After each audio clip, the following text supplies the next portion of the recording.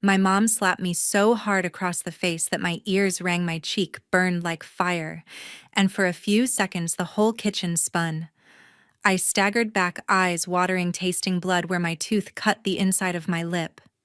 She'd never hit me like that before. Dad stood right there in the doorway. He didn't move to stop her, didn't say a word to her. Instead, he looked straight at me and said, cold as ice, "His future actually matters. Yours never did." I remember the silence after that. Heavy. Final. My little brother was somewhere behind them. I could feel his eyes on me, but I didn't look. I just grabbed my keys, my folder for the doctor's appointment, and walked out the front door without saying anything back. My face was still throbbing when I started the car. Name's Haley Porter, 27, female from the suburbs of Orlando, Florida. 3 years ago, that slap changed everything, and last month my parents finally faced the consequences. Strap in, because this one's got the kind of karma that hits hard. If you're new here, hit that subscribe button. It really helps the channel grow and lets us keep bringing you these stories. And drop your own family drama in the comments. I read them all. Back then, I was still living in that house thinking things would never get worse. I'd been living in that split-level house on the edge of Orlando's suburbs for way too long. The kind of neighborhood where every lawn looks the same, palm trees line the streets, and everybody pretends they're doing better than they actually are. Hot, humid, and quiet most days, except inside our place. I was 24 back then, working double shifts just to keep my head above water. Mornings at a busy breakfast diner, slinging plates of eggs and pancakes, smiling through the rush, even when my feet ached. Evenings picking up delivery gigs, racing around in my beat-up sedan, with bags of takeout balanced on the passenger seat. Tips were okay if I hustled, but after gas and phone bills, there wasn't much left. And still, every first of the month, I handed my parents $300 for rent. Cash, because Mom liked it that way. They started charging me the day I turned 18. No discussion, just an envelope on the kitchen counter with my name on it. I paid it without complaining, at least not out loud, because the alternative was sleeping in my car, and I wasn't ready for that yet. My younger brother Tyler never paid a cent. He was 20 then, stretching a 2-year community college program into its 4th year, taking 1 or 2 classes a semester. He slept until noon, most days, rolled out of bed in basketball shorts and whatever expensive hoodie Mom had just bought him, and spent the rest of the afternoon gaming or hanging out with friends. Dad had gotten him a used but shiny pickup truck the year before, nothing crazy but way nicer than anything I'd ever driven. Payments came out of some mysterious family fund I wasn't supposed to ask about. Dinner was usually the only time we were all in the same room. Mom would cook something simple, grilled chicken pasta, whatever was on sale, and set an extra plate for Tyler even when he showed up late. He'd eat fast, phone in one hand, barely looking up. As soon as he was done, he'd push back from the table, mumble something about needing to study, and disappear upstairs. The dishes stayed right where he left them. That was my cue. I'd clear the table, scrape leftovers, load the dishwasher, wipe down the counters. Every single night. If I tried to leave it for morning, Mom would sigh loud enough for the whole house to hear and say I was being inconsiderate. So I did it, bone-tired from work, standing at the sink while the hot water turned my hands red. I felt invisible most of the time. They only seemed to notice me when something needed doing, grabbing groceries on my way home, fixing the Wi-Fi when it acted up, covering a bill they'd forgotten. Dad would nod approvingly if I handled it quietly. "You're the reliable one," he'd say, like that was supposed to feel good. Reliable meant they didn't have to worry about me because I'd figure it out alone while they focused on Tyler. Mom kept the fridge stocked with the stuff Tyler liked, name-brand cereal, energy drinks, the good orange juice. My shelves in the pantry were the generic stuff I bought myself. She'd defend it by saying he was still growing, still in school, needed the fuel. I was already grown, already working, so I could manage. I didn't hate them for it, not exactly. I told myself it was temporary. Every extra dollar I scraped together went into a separate savings account they didn't know about. I'd been dealing with thyroid issues since my teens, regular blood work, meds, checkups that weren't cheap. The doctors kept saying nursing would be a solid career for me, stable hours once I got certified, good benefits, something that could actually cover my medical stuff long term. So I was aiming for the Certified Nursing Assistant program at the community college, then bridge into LPN training. Paid apprenticeship if I got lucky. It felt far away, but it was mine. Most nights I'd get home after 10, kick off my shoes, and collapse on the bed in the smallest bedroom upstairs. The house would be dark except for the glow under Tyler's door controller lights flashing muffled explosions from whatever game he was on. I'd lie there listening to the AC hum and wonder how much longer I could keep this up.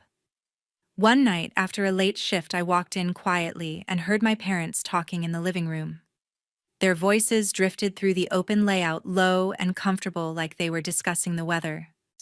I stood just outside the glow of the living room lamp, bag still slung over my shoulder, not quite ready to interrupt. The AC clicked on, masking my footsteps as I edged closer.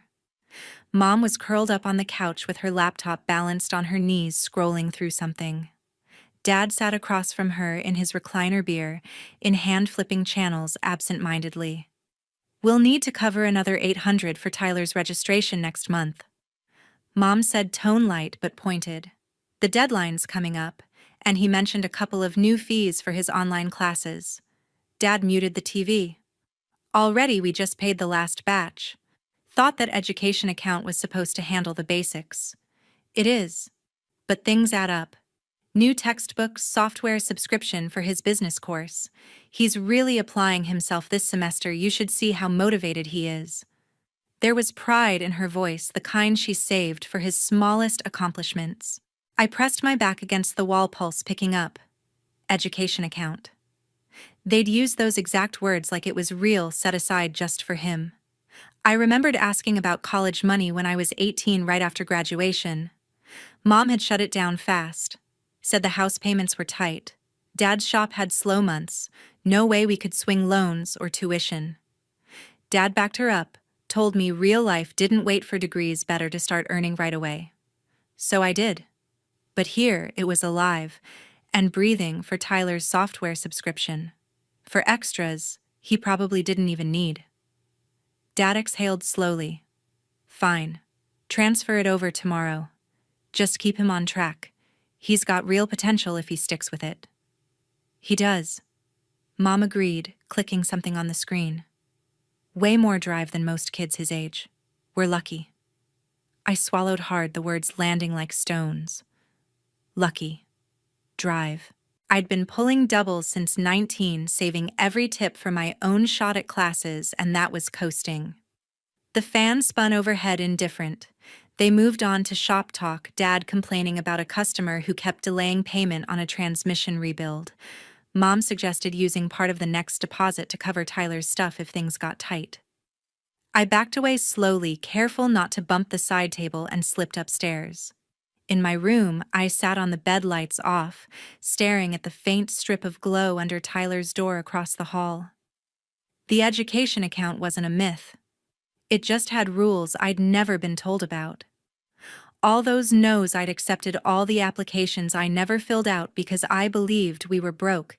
It rearranged itself in my head, ugly and sharp. It stirred up another memory I usually buried.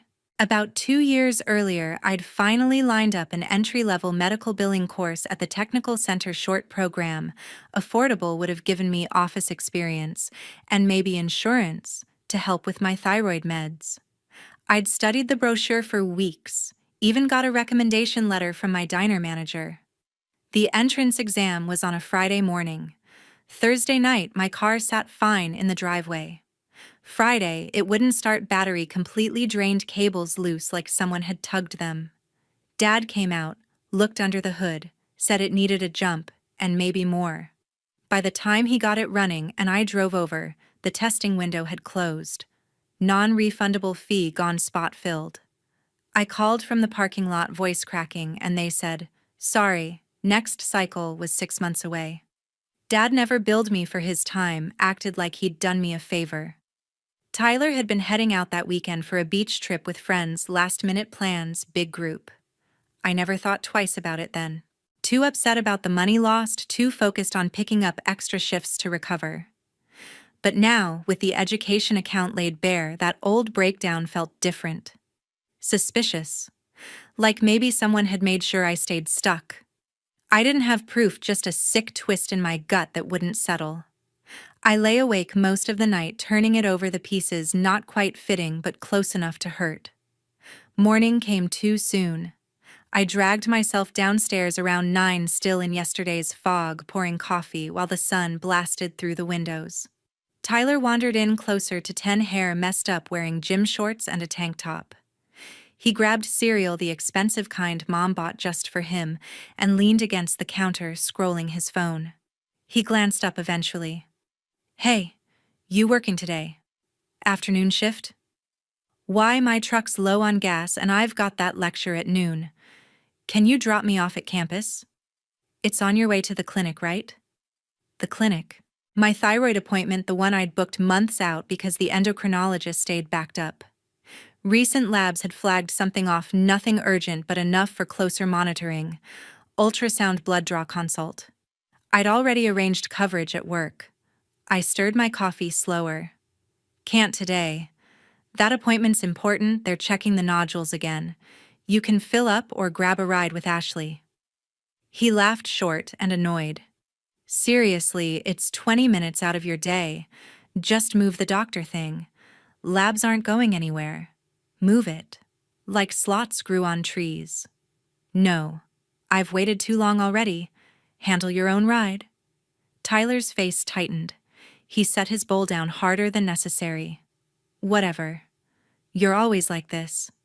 He stormed out of the kitchen, phone already to his ear as he headed toward the living room. I heard him muttering something about me being difficult. Mom appeared in the doorway a minute later, arms crossed, expression set in that familiar, disappointed line. "Tyler says you won't help him get to class. It's one ride, Mom. He's got a truck and a license. It's not just a ride, it's supporting his education. You know how scattered he gets. One small favor, Haley, that's all." Small favor. The phrase echoed all the others I'd heard over the years. This is my health. The doctor specifically said not to delay. She stepped closer, voice rising a notch. "You're being selfish." "When did you get so stubborn about family selfish?" "For protecting my own appointment." The word stung more than it should have, piling on top of everything from last night. I opened my mouth to answer, but she cut me off with a sharp gesture. My mother stormed into the kitchen, her hand already raised. Her palm connected with my cheek in a sharp crack that echoed off the tile backsplash. The impact snapped my head sideways, a hot flash exploding across my skin as my vision blurred for several long seconds. I stumbled half a step, hand flying up, instinctively tasting copper, where my lips split against my teeth. The sting spread fast, deep, and throbbing, like I'd pressed my face to a stove burner. The kitchen went dead quiet. No radio hum from Mom's phone, no clink of dishes, just the low buzz of the fridge and my own pulse hammering in my ears. I blinked hard, trying to clear the haze, and looked up. Mom stood frozen, hand still, half-raised, eyes wide, like she couldn't believe what she'd just done. But the shock passed quick. Her mouth tightened into that thin line I knew too well. Behind her, Tyler leaned against the doorframe, arms crossed, a small smirk tugging at one corner of his mouth. He didn't say anything, just watched, like this was entertainment he'd been waiting for. Then the front door opened and shut with a familiar thud. Dad's footsteps crossed the hall faster than usual, keys jangling as he dropped them on the entry table. He appeared in the archway seconds later, work shirt smudged with grease, face already set in that no-nonsense expression he wore when Mom texted him about issues. "What's going on?" he asked, eyes flicking from Mom to me and back. Mom found her voice first. "Haley's refusing to help Tyler get to class. Again." I asked her nicely, "I have my appointment." I cut in, voice steadier than I felt. My cheek burned hotter under everyone's stare. "It's not negotiable." Dad stepped closer, filling the space between us. He glanced at my face, must have seen the red mark blooming fast, but didn't comment on it. Instead, he fixed me with that flat, disappointed look. Tyler's education comes first right now. He's got momentum. You can move one doctor visit. Momentum. For a guy who'd been finding himself in the same program for years. I opened my mouth, but he kept going. Family supports each other, Haley. When are you going to get that through your head? The silence stretched again, heavier this time. I looked at Mom, still rigid hand slowly lowering. At Tyler's smirk gone now, but satisfaction clear in his eyes. At Dad, arms folded, waiting for me to fold like always. Something inside me cracked open, quiet but irreversible. All the night scrubbing dishes while Tyler scrolled upstairs, all the rent checks written from tips I earned on swollen feet. All the no's I'd accepted because I thought they were fair, it crystallized in that moment. They weren't asking. They were demanding. And when I said no, this was the response. Dad's voice dropped lower, final. His future actually matters. Yours never did. The words landed clean, no yelling needed. Just fact in his mind. I didn't argue. Didn't cry. I just stared at him for a long beat, memorizing the complete lack of doubt on his face, then turned and walked to the counter where I'd left my bag. My hands shook as I grabbed my keys, the folder with my insurance card and lab orders phone. The mark on my cheek pulsed with every heartbeat. Mom finally spoke, softer now. Haley, wait, he didn't mean it like that. But I was already moving. Past Tyler, who shifted aside just enough to let me through. Past Dad, who didn't reach out or say another word. The front door felt miles away, but I made it, pulled it open, stepped into the blinding afternoon heat. I sat in my car for maybe 30 seconds, engine running, AC blasting cold air against my burning skin. In the rearview mirror, the welt was already darkening, a clear handprint shaping up. I could have gone back inside, demanded an apology, made a scene. Instead, I put the car in drive and headed for the clinic. Appointment was in 40 minutes, plenty of time if traffic cooperated. The waiting room smelled like antiseptic and old magazines. I checked in, took a seat in the corner, kept my head down. A couple people glanced over, but nobody asked. When the nurse called my name, she did a double take at my face, concern flashing quick before she led me back. Dr. Ramirez, same endocrinologist I'd seen for years, was finishing notes when I sat down. She looked up, smiled at first, then frowned. Haley, what happened to your cheek? I hesitated, throat tight. The room felt too bright, too quiet. Family argument. Got out of hand. She set her pen down, leaned forward a little. Do you want to talk about it? Or should we get security involved? No security, I said fast. Just a bad morning. I'm okay. She studied me for a moment, then nodded slow. All right. But if you change your mind, we have resources here. She pulled up my chart, went through the usual questions, how the meds were working, any new symptoms. Drew blood, scheduled the ultrasound in the next room. The tech there gave me the same careful look, but stayed professional. When it was over, doctor said, Ramirez walked me to the door herself. Your levels are stable for now, but we'll keep watching the growth. Come back in 3 months unless something changes. I thanked her, gathering my paperwork. As I turned to leave, she touched my arm lightly. Hey, one more thing. The hospital's rolling out a new paid training cohort for nursing assistants next month. Hospital-sponsored good benefits track, especially helpful for folks managing ongoing health stuff. I know you've mentioned interest before. I could put in a word with the program manager if you want. I blinked the offer, catching me off guard. Seriously, Mr. Vargas runs it. He's fair looks for people with real grit. Send your resume, mention my name. Interviews start next week. I nodded, throat thick again, but for a different reason. I'll do that. Thank you. Driving away from the clinic, windows down despite the heat, the bruise throbbed steady, but the fog in my head started lifting. For the first time in years, something felt possible, something that didn't depend on bending for them. The following week, I showed up for the interview with the bruise still fading. The conference room at the hospital was plain beige walls, long table, a few motivational posters about teamwork. The bruise had yellowed to an ugly shadow by then, mostly hidden under concealer, but Vargas noticed anyway when I sat down. He was mid-40s, built solid, wearing hospital scrubs with a manager badge clipped to the pocket. We talked for 40 minutes. He asked about my work history, why nursing, how I handled stress on busy shifts. I told him straight years, waiting tables through chaos, managing my own health stuff without much support, wanting something stable that actually used my head and heart. When he asked about the mark on my face, I didn't lie. Rough family situation. It's handled. He nodded once. No judgment, just noted it down. At the end, he leaned back. We've got a spot open in the next cohort.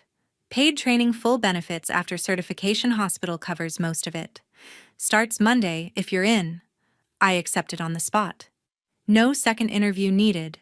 Monday morning, I showed up at 6 sharp, badge-clipped scrubs they'd issued the week before, feeling crisp against my skin.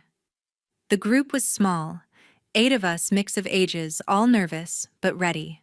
Vargas gave the orientation, laid out the schedule, classroom, mornings, floors, afternoons, exams, every few weeks. He paired me with Miguel for clinicals. Miguel was 30-something, quiet, tattoos peeking from his sleeve cuffs. Former Army medic turned nurse, been at the hospital 15 years. First day, he handed me gloves and said, "You watch first 3 times, then you do. Questions only when the patient's stable."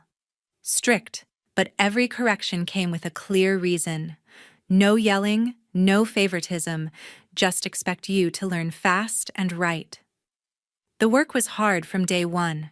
Vital signs on real patients, bed baths, catheter care, charting that had to be perfect. My feet ached again, but different this time, purpose behind it. Miguel pushed, but when I got something right, he'd give a short nod that felt better than any tip jar full of singles. Living situation came up quick. I'd been crashing on a coworker's couch the first week, bag in my trunk. Vargas overheard me mentioning it during break. After shift, he pulled me aside. My buddy Ronnie runs maintenance for the hospital, got a spare room above his garage off property. Nothing fancy, but clean, private, no rent if you help with light cleanup sometimes.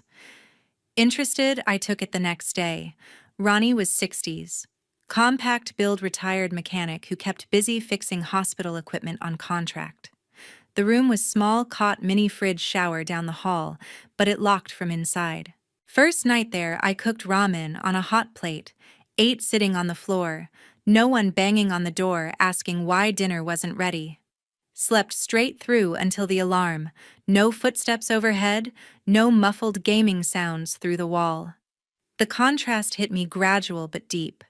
Quiet mornings, drinking coffee alone. Grocery runs where I bought only what I wanted. Evenings studying without sideways comments about wasting time. No sighs when I left dishes in the sink overnight.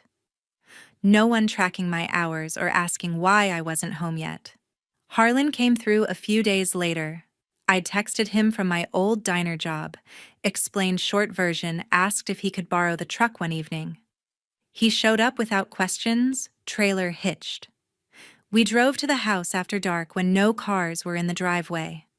Packed what fit, clothes, laptop, a few books, tools. I'd bought myself, important papers. Left the rest. 20 minutes start to finish. Harlan carried the heavy boxes, kept conversation light about football and new menu specials. When we pulled away, I watched the house shrink in the mirror until the porch light disappeared. Back at Ronnie's, we unloaded into the room. He offered a beer, told a couple stories about his Marine days, then left me to settle.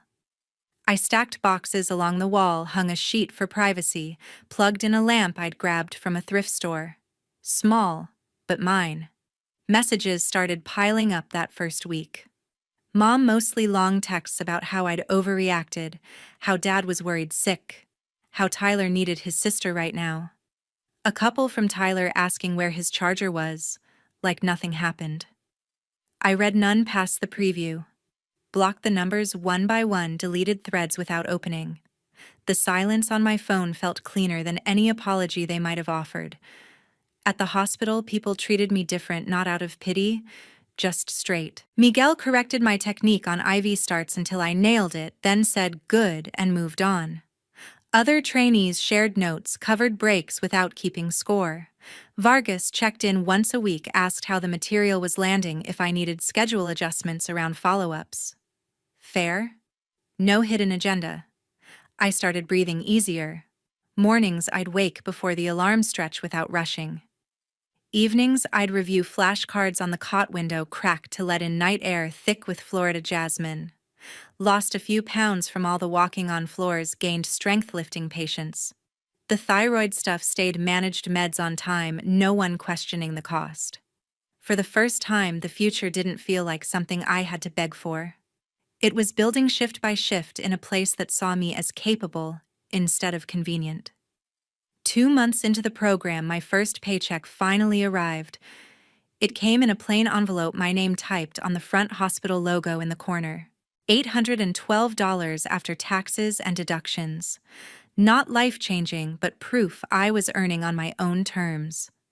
I folded the check carefully, slipped it into my wallet, and decided it was time to stop using the old joint account I'd shared with Mom since high school. Next day off, I walked into a branch downtown, filled out the new account forms, handed over ID and the pay stub.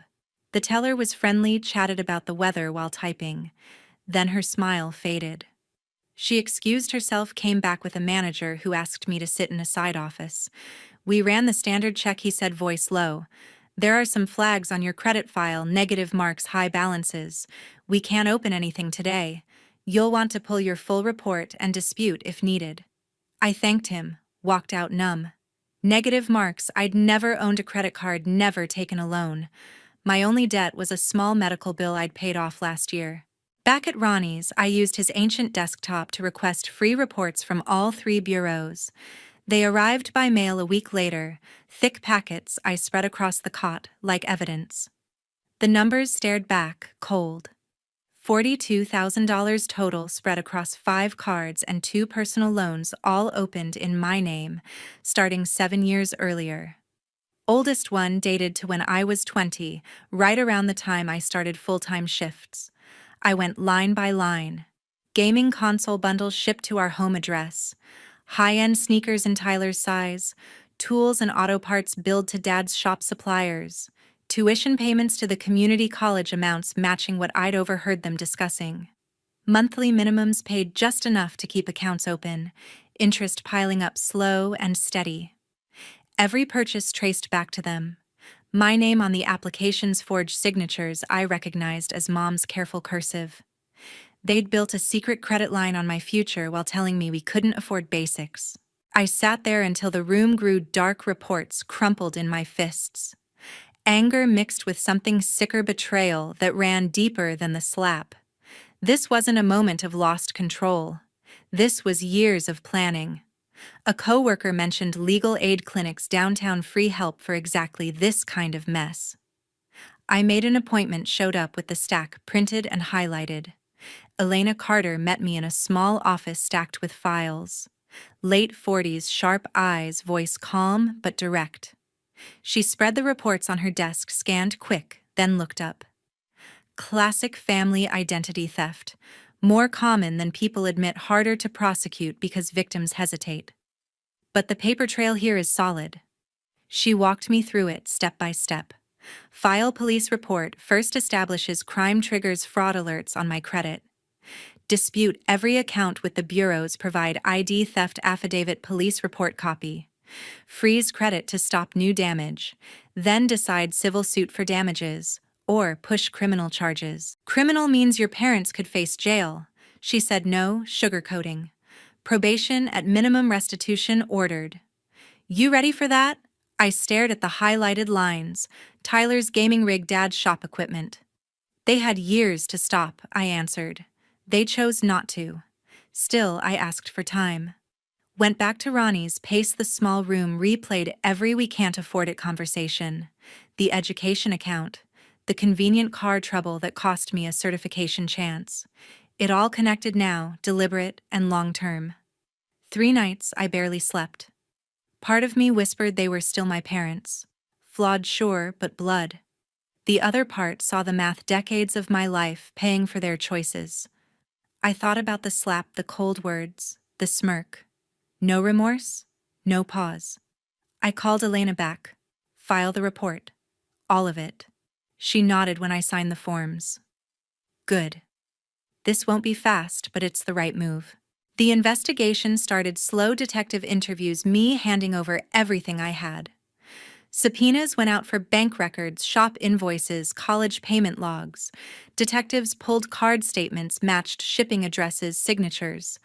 Mom's email linked to several account logins. Dad's business accounts showed deposits from customers vanishing into personal expenses. Big repair jobs paid upfront materials. Never ordered jobs left half done.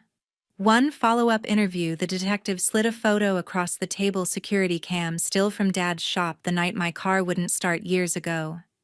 Dad under the hood, flashlight and hand cables disconnected, clear as day. We found this in old files. Matches the date you mentioned missing that exam. Proof. Not coincidence. Not bad luck. Intentional. Word spread quiet in local circles, shop customers canceling suppliers, calling in debts. Dad's business dried up fast. Nobody wants a mechanic under fraud investigation. Mom tried reaching out once through a new number voicemail about needing to talk how I was tearing the family apart. I deleted it unheard. Tyler showed up at the hospital parking lot one afternoon driving his truck looking for confrontation. Security escorted him off before he got inside. Ronnie spotted him from the garage window later that week, tire iron in hand just in case. Tyler peeled out without trying again. The case built steady. Tax evasion added when IRS got involved, underreported income, personal trips written off as business. Total hole they'd dug neared $100,000 across victims, but mine was the anchor. 8 months of waiting later, the day of the trial finally came. The courthouse in downtown Orlando was packed that morning, air thick with tension and the smell of polished wood. I sat in the gallery behind the prosecutor, folder of documents on my lap, heart steady but loud in my ears. Elena had prepped me for weeks what to expect, how to stay calm if they tried twisting things. Dad was first to enter, cuffed at the wrists, orange jumpsuit hanging loose on his frame. He'd lost weight, face drawn, but his eyes scanned the room until they landed on me. No wave, no expression, just a long stare before he sat. Mom followed, dressed, plain hair pulled back tight. She glanced my way once, eyes red-rimmed, then looked down fast. Tyler slouched in beside her, hoodie up, scrolling his phone until the bailiff snapped at him to stop. The charges read out, long, multiple counts of identity theft, wire fraud, tax evasion. Prosecutor laid it all bare: bank records, forged applications, customer complaints about unfinished jobs at the shop, IRS audits showing years of hidden income. My victim impact packet was thick: credit reports, dispute letters, the photo of Dad tampering with my car cables. Defense tried painting it as desperate times, bad choices under pressure, me as the angry daughter exaggerating for revenge. They brought up family hardship, how prison would destroy what was left. Mom took the stand, voice shaking, talking about stress and mistakes, how they never meant to hurt anyone, especially me. She avoided my eyes the whole time. Dad's turn was shorter. He admitted parts, said he got in over his head keeping the business afloat. Used my info because it was easy, thought he'd pay it back someday. No apology direct to me, just regret for how things turned out. Tyler didn't testify, just sat fidgeting. The judge wasn't moved. Evidence too stacked, pattern too clear. Sentence came down firm. Dad got 3 years state prison, no early parole for the fraud scale.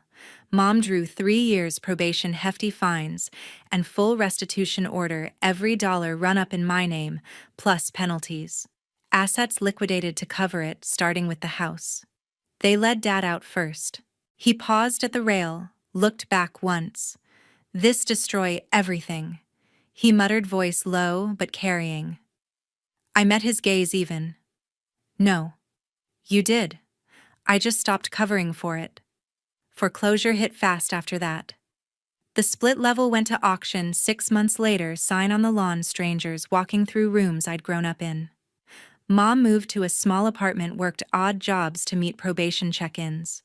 Word was she sold most furniture to pay legal fees. Tyler's truck got repossessed when the payments tied to one of the fraudulent accounts stopped. No more community college? He dropped out mid-semester, picked up shifts stocking shelves at a convenience store off the highway. Last I heard through a mutual acquaintance, he was crashing on Ashley's couch, her parents not thrilled, but tolerating it. My side moved forward steady. The ADN-RN bridge wrapped up with hospital sponsorship covering the last stretch, extra clinical hours, night classes I powered through on coffee and determination. Exam day came, results posted online. 2 weeks later passed, registered nurse license in hand. I signed a lease on a studio downtown, tiny but high windows, my name alone on the paperwork. First month's rent from my own checks, no cosigner needed. Furniture came slow, thrift finds a real bed frame, plants on the sill that actually stayed alive. Credit cleanup took longer, endless calls, certified mail freezes and disputes. But one by one accounts closed as fraudulent balances zeroed, score climbing back to usable. First new card approved in my name, only felt like a quiet victory. They tried reaching out a few times over the years. A letter from Mom, once handwritten, full of regret, that never quite said sorry for the right things. Emails from Tyler asking for help with a bill, like old habits. Even a call from Dad after his release, voice rough, wanting to clear the air. I let them go to voicemail, deleted without listening. Blocked new numbers as they came. Some bridges aren't meant to be rebuilt. 3 years on, I'm pulling 12-hour shifts in the ER, some weeks steady pay, benefits covering my thyroid follow-ups without stress. Colleagues who know my story only from bits I share, respect the boundaries, celebrate the wins. Ronnie still checks in. Harlan sends texts about diner specials. Miguel grabbed beers after my pinning ceremony, grunted. Not bad, with a rare grin. I drive a used hatchback, now paid off, reliable, no strings.